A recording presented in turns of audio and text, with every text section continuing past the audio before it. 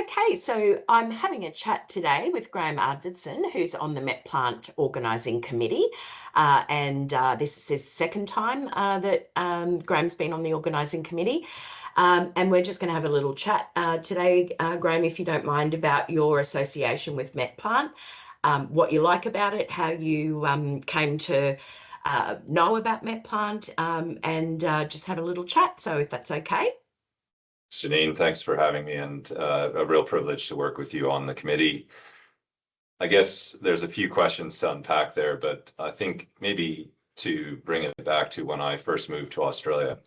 For those who don't know me, I've been in Australia over 20 years now, but I am Canadian originally. I feel more Australian than Canadian now. And of course, when you move countries, I think I had some benefits in that I speak kind of the same language as Australians. But in other ways, I'd left my professional network behind. And broadly, at that time, was young enough not really to understand the potential career paths and opportunities that might lay ahead of me. And at that time, I would have considered myself technically astute, inexperienced probably, and was introduced to MetPlant by a mentor once I landed on the ground here. And for me at that time, I think I've said this to you before, Janine, like I had never actually encountered anything like MetPlant, wherein it was so directly applicable to what I was doing in terms of the learning curve to build and operate metallurgical facilities, right? And I feel like I kind of stumbled into it, but in life, those sliding door moments do happen. And the types of speakers, the papers, and the content and the professionals I encountered. And when I say professionals, that's what probably caught me the most, is the caliber of people who spoke and engaged at that for, you know, a foreigner at that, which I was at that time, was pretty profound to me. And that led to me, prior to being collaborating with you on these current MetPlants, but being a regular participant and attendee, because it continued to shape what I thought I could do, how good I was at my job, and was a source of excellence. And like by way of example, I still reference some of the much older MetPlant papers that helped me in my career. I'm now a lecturer at the University of Western Australia, and I speak about, you know, a number of things, including best practice project execution. And I find many times I still come back to some really foundational papers that shaped how I think of the industry and how I pursue my career now. So for me, it's a privilege to be on the committee now. And I just encourage everyone in there, whatever phase of your career is, to understand how such a strong professional and technical alignment can help you. And, you know, MetPlant for all of us on the committee, I think, is a way of giving back. And also for me, it's a way of trying to make sure we keep the bar high in terms of professionals in our industry. And I think it's something that perhaps we're losing in the industry and need more of.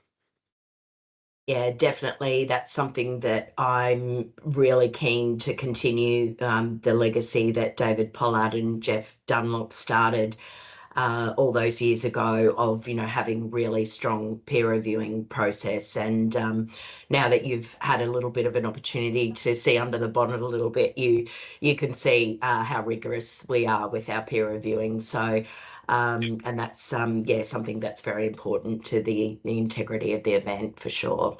Yeah, it's a privilege for me to see that behind the scenes piece where we hold a very high bar to what we expect. And you know, if you're a striving professional in our industry, there's no greater, I guess, honor as well than to be someone who gets to truly put forward your good work at a conference like this.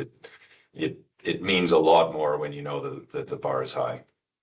Exactly. And then you had that opportunity as well to be questioned or challenged by peers at the conference itself, you know, after you've presented in the Q&A session, which can often result in some interesting conversations. But I think, you know, that's another important part of it, isn't it? That face-to-face interaction as well.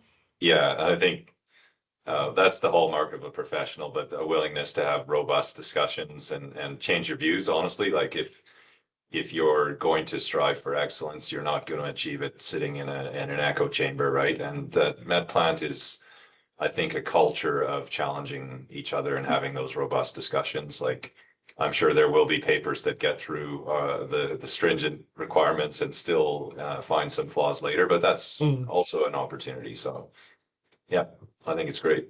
Yeah, absolutely. And just you were referencing there that, you sometimes refer back to some of those sort of landmark papers that have been presented over the years. And of course, we had a project a few years ago where we compiled a number of those papers into the We Are Metallurgists, Not Magicians Spectrum series, which is also, testament to that quality that exists there.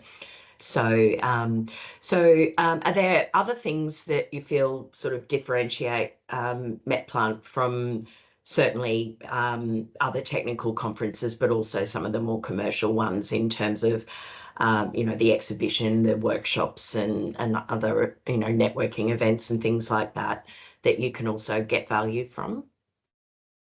Look, I think like all conferences, whoever the participants are, they need to decide what to get out of it. So first and foremost, it's a knowledge sharing source of excellence, right? And I think then the question is what ecosystem of people come together, and that's what's to me fascinating. So from whether you're a supplier, a Met, an operational Met, or other stakeholders, right? Think through what does MetPlant offer to you, and it might not be that you're seeking to grow yourself professionally, to present a paper.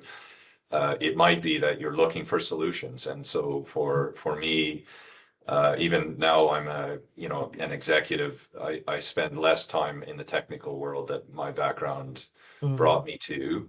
I still find for myself going to MetPlant, right? I'm coming across really innovative companies, and from an executive lens, that is companies that will save my business money in the future, right? And through their innovation, smart ideas. And so for me, by bringing together all those smart people who are bringing academic and technical excellence together, they're also crowding in the types of people who are going to bring innovation, be that incremental or significant innovation to the industry. And so the other aspects I find interesting are that ecosystem, because I have found really significant value drivers, like not necessarily in my current business, but in the past, you do come across there. If you go there with an open mind, you'll talk to some people who can offer solutions that will be mutually beneficial. So that's to me another